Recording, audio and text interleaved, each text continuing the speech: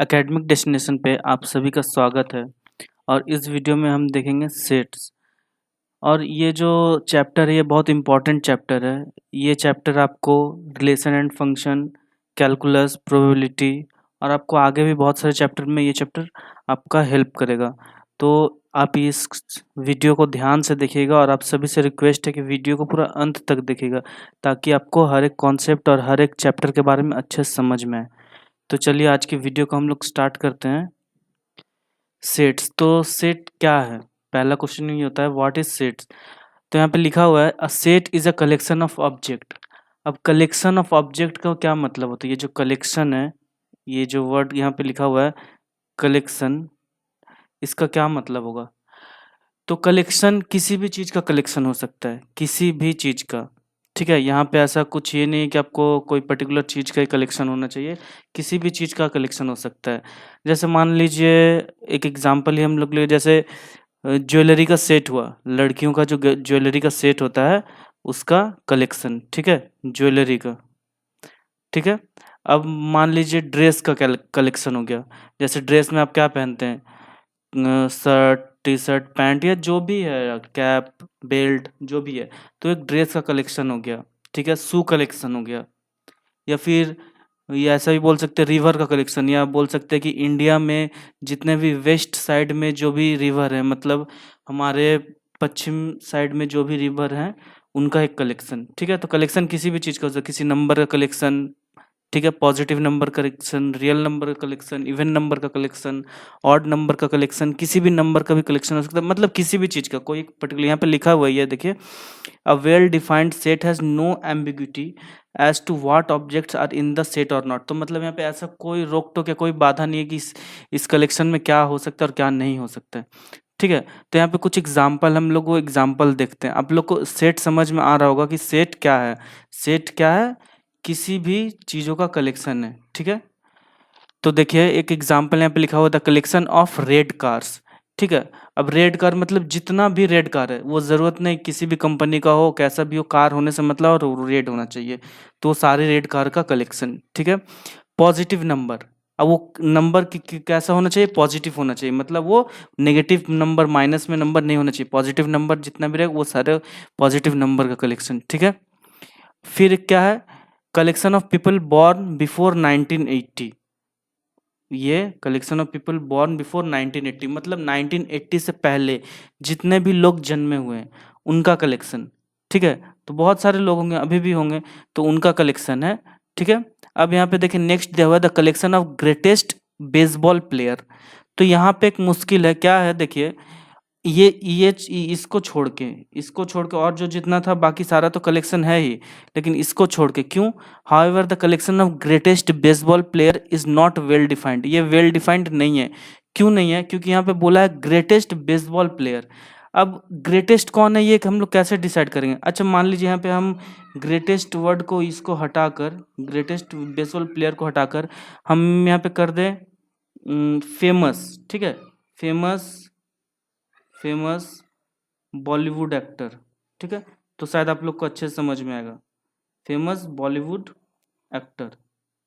ठीक है, तो यहाँ पे और एक चीज़ मैं आपको बता देना चाहता हूँ कि देखिए ये फेमस जो बॉलीवुड एक्टर मैंने बोला, अब यहाँ पे कलेक्शन में, मतलब ये सेट का कलेक्शन में एक चीज़ और होना चाहिए कि ये कलेक्शन जो है चेंज नहीं होना चाहिए person to person. Collection person to person change भी नहीं होना चाहिए, सबके लिए कलेक्शन एक समान होना चाहिए। ठीक है, कलेक्शन शुडंट चेंज। ठीक है, collection shouldn't change from person to person. ठीक है, कलेक्शन चेंज नहीं होना चाहिए फ्रॉम पर्सन टू पर्सन। इसका मतलब ही यही है कि कलेक्शन अगर किसी भी चीज़ का है तो वो सबके लिए एक ही रहना चाहिए। ठीक है, ये ऐसा नहीं कि मेरे लिए कलेक्शन कुछ और है, आपके लिए कलेक्शन कुछ और है, ऐसा नहीं हो सकता है। कलेक्शन अगर किसी भी चीज़ का है तो वो एक ही रहेगा सबके लिए। तो यहाँ पे जैसे मैंने अभी भी आपको बताया कि अगर फेमस बॉलीवुड एक्टर है, तो मान लीजिए यहाँ पे दो बहनें हैं, एक बहन है यहाँ पे डिंकी और एक बहन है यहाँ पे पिंकी। ठीक है, ये के है और यहाँ पे ये पिंकी है।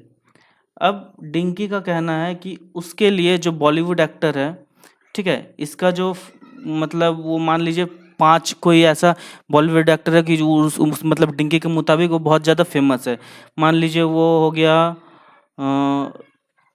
कि कुछ भी, जैसे SK सलमान खान, AB अमिताभ बच्चन, ठीक है। और क्या हो जाएगा, मान लीजिए शाहरुख खान, SRK, ठीक है।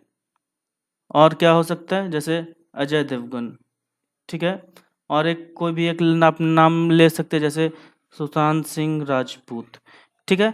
तो डिंकी के हिसाब से ये तीनों, सॉरी ये पांचों ग्रेटेस्ट हैं। लेकिन पिंकी यहाँ पे बता रही है कि इसके हिसाब से ये कलेक्शन कुछ ऐसा हो सकता है, जैसे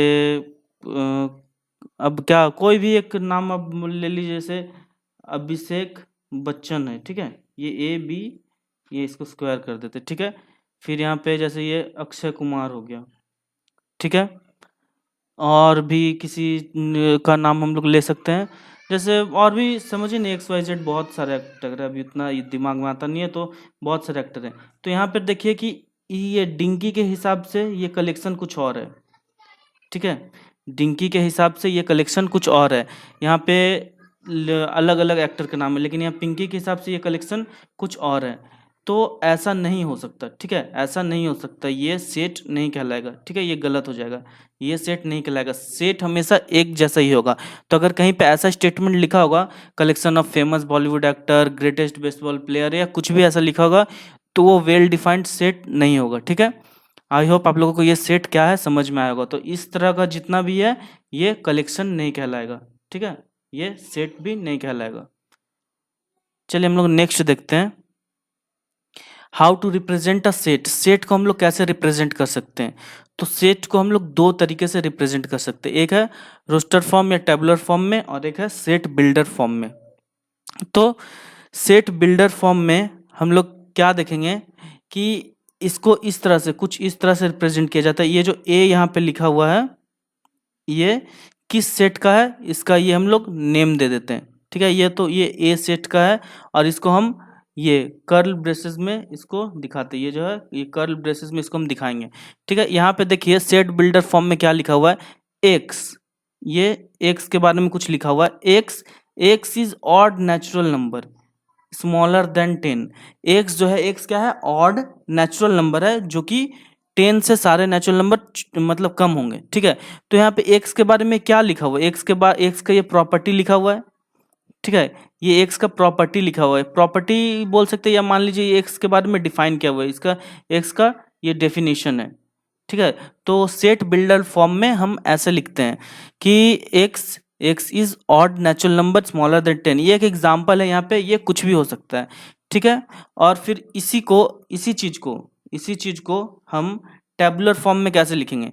तो ये इसका हम नेम है, इसको हम हमेशा कैपिटल लेटर से डिनोट करेंगे, ठीक है। ये जो नेम है इसको हम हमेशा कैपिटल लेटर से डिनोट करेंगे, और ये ऑलवेज ये कर्ल ब्रेसेस में होगा। और इस ये जो 1 3 5 7 9 है, ये क्या है, सारे ऑड नंबर हैं, ठीक है, ऑड नेचुरल नंबर है, और ये 10 से सारे कम है, ठीक है। तो इसको हम ये जो है इस सारे को हम एलिमेंट बोलते हैं, ठीक है। 1 3 5 7 जितने 9 है, ये सारे को हम एलिमेंट बोलते हैं, और इसको हम लोग सेपरेट करेंगे कॉमा से, ठीक है। ये हम लोग कॉमा से इसको सेपरेट कर देंगे। इसी तरह ये टेबुलर फॉर्म में लिखा जाता है, ठीक है। यहाँ पे कुछ भी हो सकता है, जैसे ऑड नंबर हो गया, कोई रिवर का नेम हो गया, जैसे समझिए यहाँ पे हम बोल दें वॉवेल, ठीक है। वॉवेल कितना है, AEIOU, इसी को हम टेबुलर फॉर्म में कैसे लिख सकते हैं? तो समझिए हमको एक नाम देना जरूरी है। समझिए ये डी है, ये डी से ये बिलोंग करता है, और इसका क्या होगा टेबुलर फॉर्म में, AEIOU,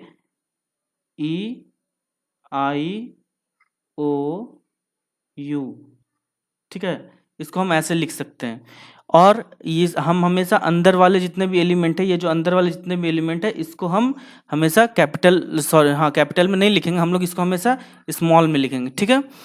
और एक चीज़ और इसमें आप नोट करके रखिएगा, एक चीज़ आप इसमें और नोट करके रखिएगा कि टेबुलर फॉर्म में कोई भी एलिमेंट रिपीट नहीं होता है, ठीक है। इन टेबुलर फॉर्म कोई इन tabular form element should not repeat. ठीक है, टेबुलर फॉर्म में एलिमेंट को हम रिपीट नहीं करेंगे। ठीक है, अच्छा देख लीजिए, इसका एक एग्जाम्पल भी हम लोग देख लेते हैं कि टेबुलर फॉर्म में हम एलिमेंट को रिपीट क्यों नहीं करेंगे।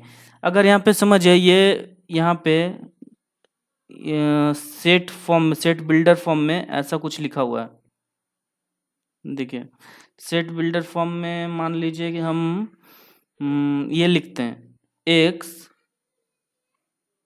और यहाँ पे एक्स के बारे में लिखा हुआ है इज अ लेटर। एक्स क्या है? X is a letter of word school. ठीक है, तो एक्स क्या है? X is a letter, x is a letter of word school. तो एक्स स्कूल वर्ड का कोई एक लेटर है, तो इसको हम टेबुलर फॉर्म में कैसे लिखेंगे? ये टेबुलर फॉर्म में कैसे लिखेंगे? तो पहले तो हम इसको एक नाम दे देते हैं। मान लीजिए ये बी है, ये यहाँ पे होगा, मान लीजिए ये बी है। ठीक है, ये बी में बिलोंग करता है। तो अब हमको ये पता है कि स्कूल में देखिए कितना वर्ड है, 3, ये 3 और ये 3, 6 वर्ड है। और यहाँ पे देखिए 2 वर्ड रिपीट हो रहा है, ओ जो है वो रिपीट हो रहा है। तो इसको हम टेबुलर फॉर्म में कैसे लिखेंगे? एस सी एच और ये ओ और एल। ठीक है, यहाँ पे हम इसको ऐसे लिखेंगे, क्योंकि यहाँ पे हमको जो ओ है इसको रिपीट नहीं करना है, क्योंकि यहाँ पे बोला है x is a letter of word school. तो स्कूल में अगर एक्स कोई भी लेटर होगा तो वो वहाँ पे रिपीट नहीं होगा। टेबुलर फॉर्म में कोई भी एलिमेंट को हम रिपीट नहीं करेंगे, ये हम याद रखेंगे। टेबुलर फॉर्म में हम कोई भी एलिमेंट को रिपीट नहीं करेंगे, यह हमको नहीं करना है। ठीक है, नेक्स्ट हम लोग देखते हैं मैथमेटिकल सेट्स। अच्छा, मैथमेटिकल सेट्स से पहले हम और एक चीज़ देख लेते हैं। मैथमेटिकल सेट से पहले हम और एक चीज देख लेते हैं, concept of belongs to. Concept of belongs to,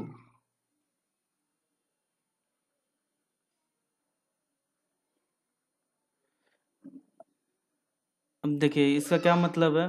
concept of belongs to, जैसे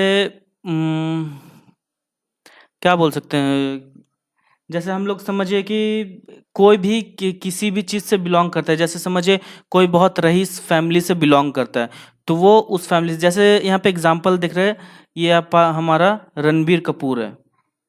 ठीक है, रणबीर कपूर है, तो ये किससे बिलोंग करता है? ये पता ही होगा, बॉलीवुड के जो कपूर फैमिलीज हैं उनसे ये बिलोंग करता है। ठीक है, तो ये यही होता है कि मतलब कौन किससे बिलोंग कर रहा है। ठीक है, कौन किससे बिलोंग कर रहा है। तो यहाँ पे जैसे मान लीजिए कि जैसे ये 1 है, 1 है, तो ये किससे बिलोंग करता है? ये अगर वो सेट है, उस सेट का नाम हमको लिखना पड़ेगा ए। ठीक है, जैसे यहाँ पे एक एग्जांपल ही मैं लिख देता हूँ, ये ए है, इसको मैं टेबुलर फॉर्म में लिख देता हूँ 1 3 5 7 9। ठीक है, तो ये ए से ये 1 बिलोंग कर रहा है। ठीक है, ये ए से ये 1 बिलोंग कर रहा है, तो हम इसको ऐसे लिख सकते हैं 1 बिलोंग्स टू, इसका मतलब होता है बिलोंग्स टू ए। ये क्या है? इसको हम लोग बोलते हैं एप्सिलॉन। ठीक है, इसको हम लोग बोलते हैं एप्सिलॉन।